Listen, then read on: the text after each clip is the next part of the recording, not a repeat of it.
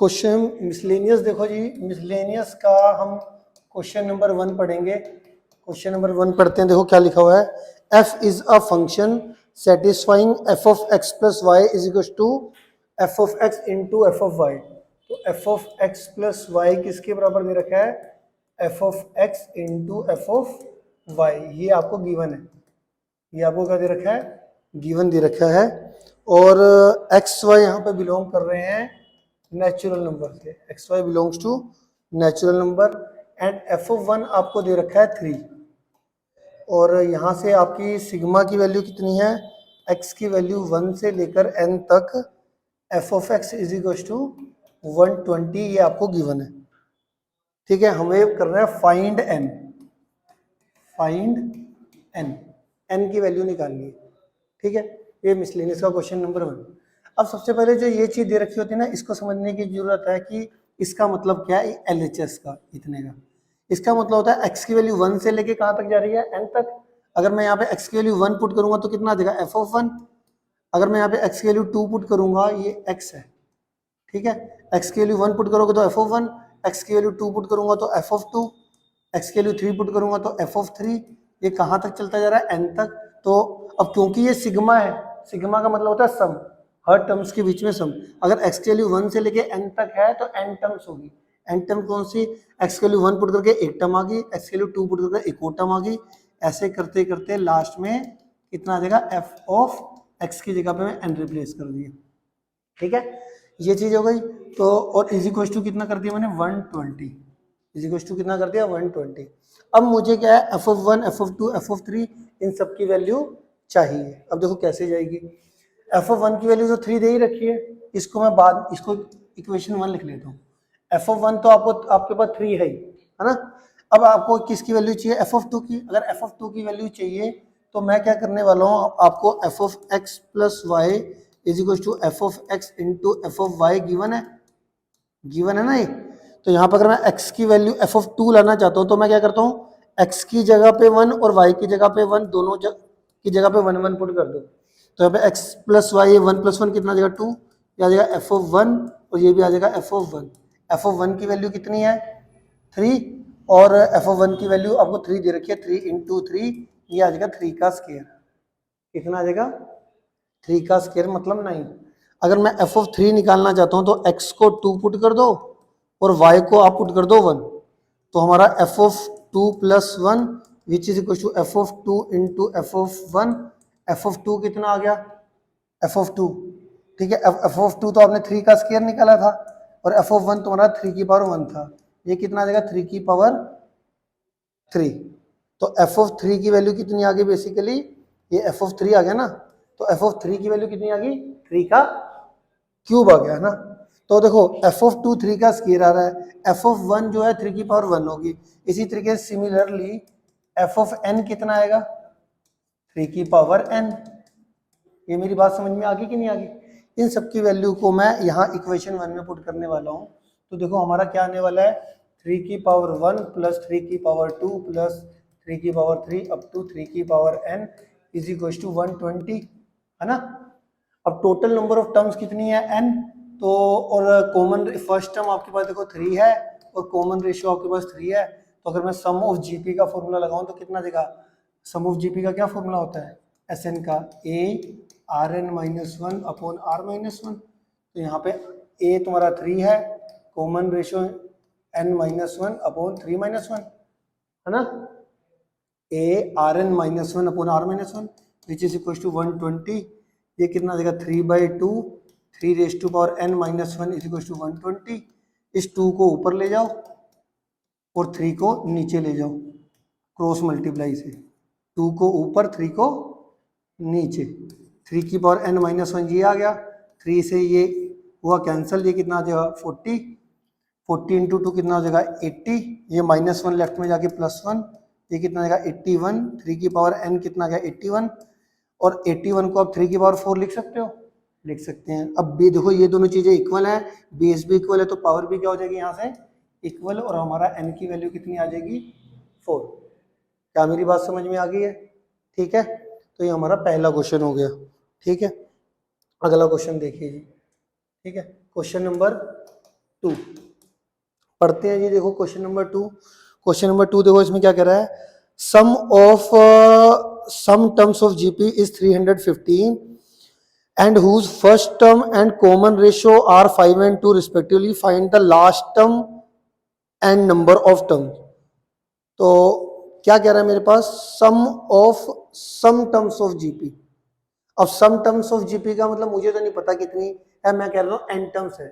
Late be a let number of terms in GP be n. ठीक है, कितनी मान ली, एन। तो सम ऑफ एन टर्म्स आपको कितना दे दिया इन्होंने क्वेश्चन नंबर में, सम ऑफ एन टर्म्स आपके पास जो है वो 315 है। फर्स्ट टर्म 5 दे दी, कॉमन रेशियो 2 दे दी। अब हमें एक तो लास्ट टर्म बतानी है और एक नंबर ऑफ टर्म्स बतानी है। अब देखो सम ऑफ एन टर्म्स में फिलहाल के लिए कॉमन रेशियो आपको पता है क्या है, ग्रेटर देन 1। तो फॉर्मूला कौन सा लग जाएगा, a r n minus 1 upon r minus 1। ठीक है, इज इक्वल टू 315। ए की वैल्यू कितनी है 5, आर कितना है 2 raise to power n minus 1, और ये कितना आ जाएगा 2 माइनस 1 इज इक्वल टू 315। तो 2 माइनस 1 तो 1 हो गया, ये 5 को डिवाइड में ले जाओ, 2 raise to power n minus 1। ठीक है, ये आ जाएगा मेरा कितना 315 अपॉन, ये मल्टीप्लाई वाली चीज डिवाइड में चलेगी, 5 6 जा 30 और 5 3 जा 15। तो 2 raise to power n minus 1 ये आ गया। तो यहाँ से अगर हम देखो 2 रेज टू पावर एन किसके बराबर आएगा, 63 प्लस 1 64। 64 अगर मैं देखूँ तो ये होता है 2 की पावर 6। तो n की वैल्यू यहाँ से अगर मैं इक्वल करके n की वैल्यू कितनी आ जाएगी 6।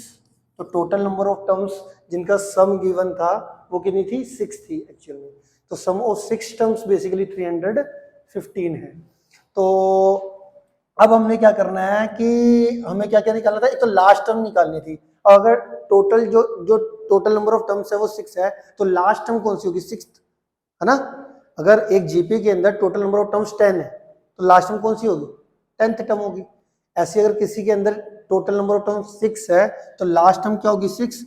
तो 6 टर्म क्या होती है, ए आर की पावर 5। ए कितना है आपके पास, ए की वैल्यू आ गई 5 और आर की वैल्यू आ जाएगी 2। 2 raise to power 5, 2 raise to power 5 कितना होता है 32 इंटू 5, ये कितना आ जाएगा 160 आ जाएगा। 6 टर्म कितना आ जाएगा 160। 6 टर्म कितना आ जाएगा 160। क्लियर है। और पूछा क्या था, और नंबर ऑफ टर्म्स पूछा था, नंबर ऑफ टर्म्स आपने निकाल दी 6। क्वेश्चन नंबर 2 क्लियर हो गया अच्छे तरीके से, ठीक है, आ गया समझ में।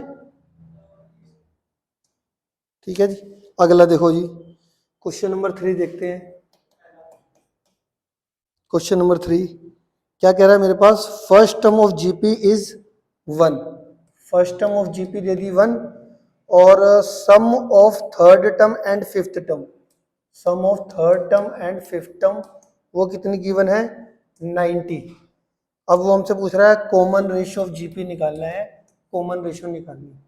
मेरी बात आ गई समझ में। तो देखो थर्ड टर्म का मतलब कितना होता है, थर्ड टर्म का मतलब third term plus fifth term आपको दे रखा है 90। थर्ड टर्म होता है A R square, fifth term होता है ए आर की पावर 4। ये कितना आ गया 90। ठीक है, यहाँ से देखो ए आर, इसमें क्या कर सकते हो आप, ए की वैल्यू 1 है, यहाँ पर क्या है ए की वैल्यू कितनी आ गई 1। तो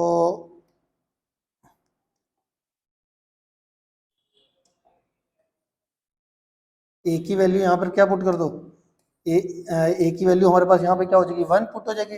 तो बचेगा क्या आर स्क्वायर प्लस आर की पावर 4, और ये 90 को इधर ले जाओ लेफ्ट में, माइनस 90 इज इक्वल टू 0। तो आर की power 4 plus r square minus 90 is equal to कितना आ जाएगा 0 आ जाएगा। अब देखो ये जब भी मैंने आपको बताया कि भैया इस वाली इक्वेशन को मैं मिडिल टर्म स्प्लिटिंग से सोल्व कर सकता हूँ। किससे सोल्व कर सकता हूँ, मिडिल टर्म स्प्लिटिंग से। कैसे, अगर वेरिएबल की पावर जो भी दे रखी है उसकी हाफ दे रखी हो, जैसे आर की पावर 4 फिर इसकी हाफ कितनी है आर का स्क्वायर और कांस्टेंट। क्वाड्रेटिक इक्वेशन में भी तो ऐसे ही होता है ना, एक्स स्क्वायर प्लस एक्स फिर कांस्टेंट, ये जो भी होगा कांस्टेंट 9। तो ये पावर 2 फिर पावर 2 का हाफ पावर 1 फिर लास्ट में क्या आता था कांस्टेंट। तो इसको आप मिडिल टर्म स्प्लिटिंग से सोल्व करते थे, है ना। इसको आप किससे सोल्व करते थे, मिडिल टर्म स्प्लिटिंग से। इसी तरीके से इसमें भी आप मिडिल टर्म स्प्लिटिंग लगा सकते हो। अब आर स्क्वायर का कोफिशिएंट कितना है, आर स्क्वायर का कोफिशिएंट कितना है 1। अब आपने सोचना है, दो नंबर सोचने हैं, माइनस करके 1 और मल्टीप्लाई करके 90, माइनस करके 1 और मल्टीप्लाई करके 90, तो वो मेरा आ जाएगा 10 और 9। 10 में से 9 माइनस करो, माइनस करके 1 और मल्टीप्लाई करके 90 आ गया। ठीक है जी, तो r की पावर 4 ये आ जाएगा मेरा 10r square minus 9r square minus 90 is equal to 0। ठीक है जी, यहाँ पर r स्क्वायर कॉमन ले लिया, ये आ गया मेरा r स्क्वायर प्लस 10, और यहाँ पे माइनस 9 कॉमन ले लिया, ये आ गया r स्क्वायर प्लस 10। ठीक है, इक्वल टू 0 चल रहा है। अब r स्क्वायर प्लस 10 एक फैक्टर आ गया, एक r स्क्वायर माइनस 9 एक फैक्टर आ गया। अब इन दोनों का प्रोडक्ट अगर 0 है तो हमारा इधर ये 0 होगा और ये 0 होगा। देखो r square minus 9 is equal to 0। अब इन दोनों का प्रोडक्ट अगर इक्वल टू 0 है तो इधर ये 0 होगा या फिर ये 0 होगा। ठीक है, r square plus 10 equal to 0 करोगे तो आर स्क्वायर की वैल्यू कितनी आ गई माइनस 10, और आर स्क्वायर माइनस 9 को इक्वल टू 0 करोगे तो r square is equal to plus 9, square को उधर भेजोगे तो कितने आएगा रूट विद प्लस माइनस 9 का रूट कितना हो गया 3, तो आर की वैल्यू आ गई प्लस माइनस 3, और यहाँ पे आर स्क्वायर की वैल्यू आ जाएगी माइनस का 10, और किसी भी स्क्वायर क्वांटिटी का आंसर नेगेटिव में नहीं आ सकता, इसीलिए हम इसको रिजेक्ट कर देते हैं। ठीक है।